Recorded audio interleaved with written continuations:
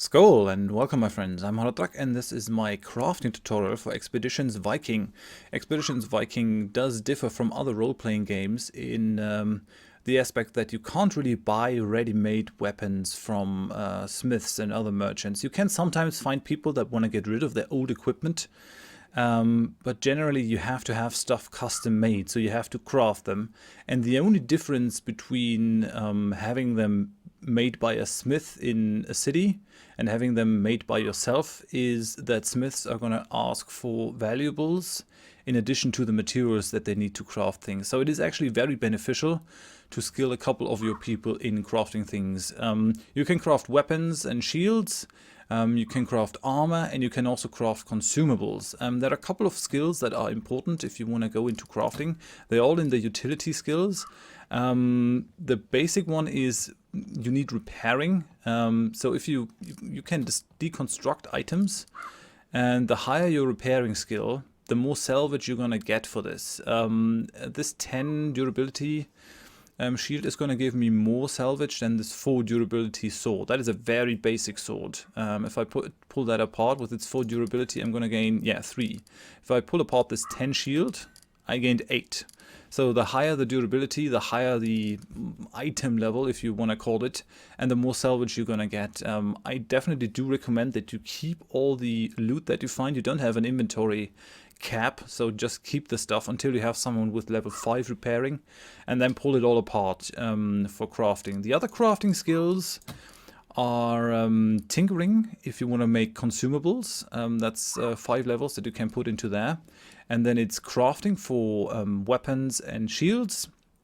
If you have a level 1, if you have 1 level in that, you can go for armor smithing. And then if you have at least crafting rank 3, you can also go for the Artisan Skill, which gives you the chance to, or let's say it increases the chance to create a special property. You always have a 25% base chance to put a special property on things, but if you level that up fully, then you have a 100% chance. You're always going to have some special property on there. It can be negative. I already had a cursed Dane axe that actually reduced the morale of someone that was holding it, but it's mostly positive.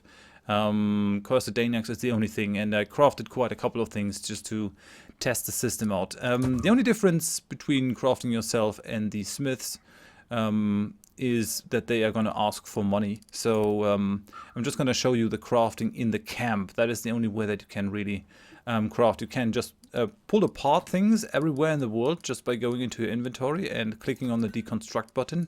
But the crafting is done in camp, so that's exactly where we're going to go. See you in a second. So whenever you want to craft something, you have to camp to do that. And we're going to do that right here. We're in this forest campsite. It is not occupied, so let's just move in. And I'm going to show you how the crafting works. You can craft 3 types of things: consumables, armor, and weapons. And I have built a couple of my people out to be crafters. So we have, I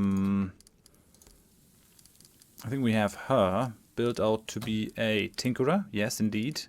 I have built him out to be a weapons crafter with the Artisan Skill. He has a 75% chance to put on a special property.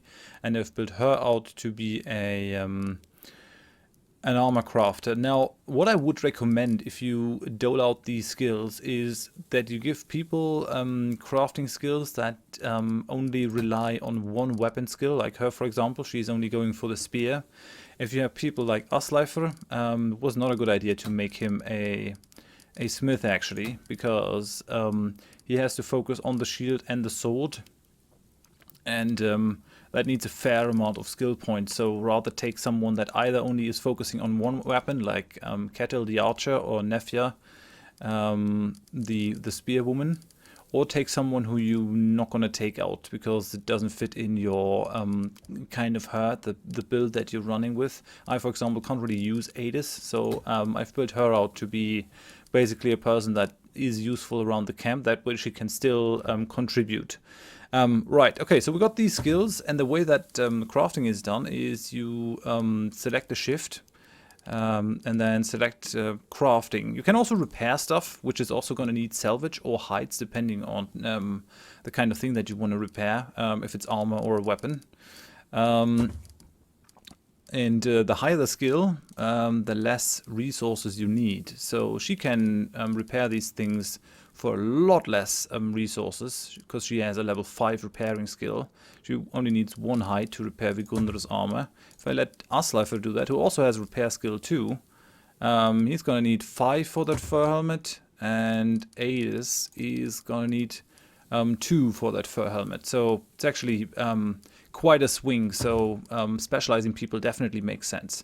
Right, so the crafting thing. Let's go ahead and craft a nice weapon. Let's craft a nice Dane axe, right? I have a lot of resources, I have a lot of salvage, and I have a lot of hides, so we can craft quite a few things. You can see his max level of the things that he can craft. He can craft tier 5 weapons, so he has actually the highest level. The max tier also determines the maximum amount of resources that you can spend on one thing. So we can spend 45 resources, and we have a 75% chance that what he crafts has a special property of one form or another. We can't really say what it's going to be.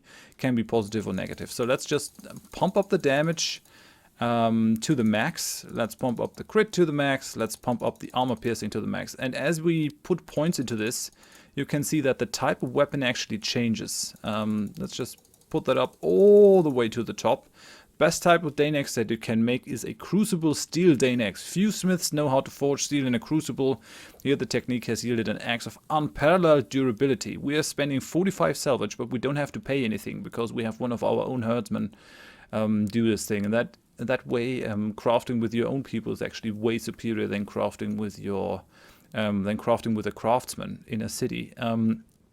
Thing is, they also have max level caps. The smith in Ribe, I think, has a max tier of 3 in weapons and a max tier of 4 in armor. So it's actually quite a difference. Let's craft something else. Let's craft a sword here. Where is it? A sword.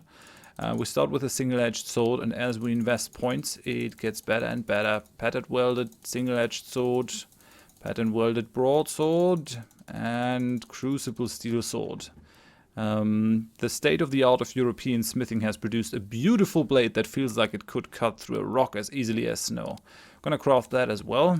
Then we're gonna craft, let's say we're gonna craft an axe. So we start out with the tool axe, go to the bearded axe, broad axe, battle axe, and then we got the Crucible Steel axe. Few smiths know how to forge steel in a crucible. An axe with unparalleled durability does a lot of damage. Let's craft that one.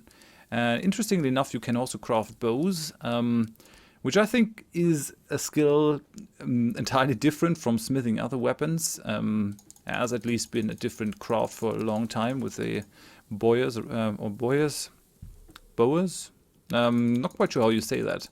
So yeah, we can push that up. We're running out of salvage now, so I can only produce the yew bow, but it is already the best level of bow. The wood of a yew is perfect suited for war bow. This is a beautiful, powerful and sturdy weapon decorated with a fine grip and the highest quality of bowstring. So we can push out 4 super high quality weapons here. Then we're going to have our armor smithing person, Nefja, craft a max level armor. So we're gonna go for armor here. We start out with the cloth armor.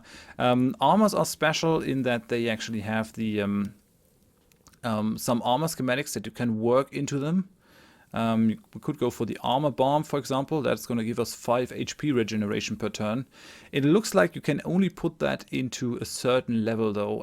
I think it has to do with your max tier. The higher your max tier, the higher the level of armor that you can still work an armor schematic into this. As I put more points into this, you can see that the type of armor is going to change. So now we have bombed hide armor. And when it switches to lamella armor, I won't be able to put that into there anymore. We can't put the armor bomb in there. So you have to kind of make a conscious decision if you want to buff your things with... I think the oil is the most useful, armor oil, giving you more movement. You have to make a decision between damage reduction and buffing your armor with various things. So we're already at the lamella armor. Let's push it up to the top, and we're at the mail armor level. Let's see if there's anything better. No, there isn't. So this is the highest level armor. You're gonna need 80 hides. That is really hard to come by. I've used all my thralls. I've exchanged all my thralls that I had in the beginning for hides and valuables. Spent all those valuables on getting hides. I still only be able to create not even 2 mail armors, but you know, we'll do that. We'll do that for now, and then we're also going to create a helm or helmet over here. So we start out with the fur helmet, leather helmet, steel cap helmet, aventailed helmet. And the best helmet is the masked helmet. Adding goggles and a nose guard to an aventailed helmet not only yields a little more protection, but also looks very impressive. It does reduce the accuracy penalty, increase the accuracy penalty, so this isn't an ideal thing for an archer. But for everyone else, it's pretty great. And then in terms of tinkering, you can do a lot of things. So it says that you're actually going to get a tooltip if you move over them. I haven't really seen that tooltip yet, but this sort of uses the other smaller crafting materials. You see that you're picking up bladders and stuff and honey, and you might be wondering what you're actually doing with this. This is the menu to use all these things. So we have rank 1 stuff, then we have rank 2 stuff with the numbing tincture, which is actually quite useful because it sort of does heal your people in battle. Then you have the grease potion, which gives everyone a check for finesse, or they'll be knocked down. Then you have fire pot, acid pot, vigor tonic, and then at the highest level you have the Sleipnir tonic, which actually increases your movement. And yeah, if you let's just create a Sleipnir tonic, and let's maybe create a numbing tincture. And maybe something else. These are one use, so once you've used them up, they're gone, and you have to create new ones. But it's still kind of nice to have that. So let's go for the fire pot as well. And then you got to make camp, and people will go about their work, crafting things, tinkering, creating all these nice things. Oh, sorry. Yeah, we're gonna have an event. I'm just gonna click that away. I'm sorry. That should not have happened, but I have no way of influencing that. Alright, so we got a bunch of things now. A lot of tonics. Some people are fatigued because they didn't get enough rest. But what we can do now is have a look at our newly created weapons. So for weapons, we got the U-bow. We got the Ruthless Crucible Axe. Does 10% more damage versus immobilized enemies. We got the Crucible Steel Sword, no special property on there. And we got the Sharp Crucible Steel Dane Axe. That's actually really good. Plus 5% more damage. That's really a great modifier for an axe, I gotta say. And then, ooh, we actually got the cursed masked helmet. Yeah, that can happen. And then we got the mail armor, which is a lot better than the armor that I'm currently wearing. It's gonna help me stay alive a lot more.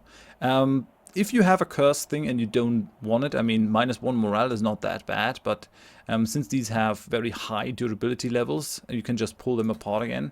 And you'll notice that we're actually gaining salvage, not hides, which is kind of odd. I would have expected them to yield hides if they are armor things, but they actually give you salvage. The good news is though that at most merchants you'll be able to exchange salvage for hides. 1 for 1, so you're not really losing anything. Right, and I think that's about it in terms of this stuff. We have the numbing tincture, the Sleipnir tonic, all these kinds of things that we can use in battle. So actually skilling your people towards crafting can be very beneficial. I hope I could show off the abilities and the things that you can get from it. So yeah, if you found this video helpful in one form or another, then please leave a like. If you didn't, tell me why in the comments. Also leave any questions that you have in the comments. And if you want to see more of my stuff, then please consider subscribing. I do have a Let's Play series with Expeditions Vikings running. So maybe you wanna see that. Hope you join me in one of my videos. Thanks and bye bye.